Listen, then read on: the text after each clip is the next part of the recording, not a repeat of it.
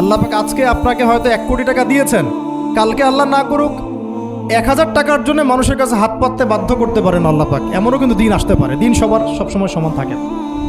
আজকে আপনার কাছে 1 কোটি টাকা আছে, কিছু মনে হচ্ছে না। কালকে কে জানে, আল্লাহ না করুক, যে 1000 টাকা কারো কাছে চাইতে হচ্ছে, 1000 টাকার জন্য ঠেকে গেছেন, হতে পারে না? তো রিজিককে মানুষ তাজিম না করলে রিজিক দূরে চলে যায়। দুটো বিষয় খেয়াল রাখবেন, দুটো বিষয়। এক হচ্ছে মাঝে মাঝে মনের মধ্যে কিছু আমল করার ইচ্ছা আসে না? মনে হলো যে আচ্ছা একটু 10টা আয়াত পড়ি, মনে আসে না মাঝে মাঝে? এমন মনে হয় না? ওই সময় এই যে মনের মধ্যে যে এই ইরাদাটা জাগ্রত হওয়া, এটাকে আমরা বলি ওয়ারিদ। অন্য ভাষায় আপনি বলতে পারেন মেহমান। কি বলতে পারেন? এটা আল্লাহর পক্ষ থেকে আপনার কলবের মধ্যে মেহমান হিসেবে এসেছে। এখন আপনি যদি আমলটা করেন, সেই মেহমান বারবার আপনার কলবে আসবে। যদি আপনি ওই সময় আমলটা না করেন, মেহমান চলে যাবে। মেহমান অসম্মানিত হলে পরে আর আসবে না।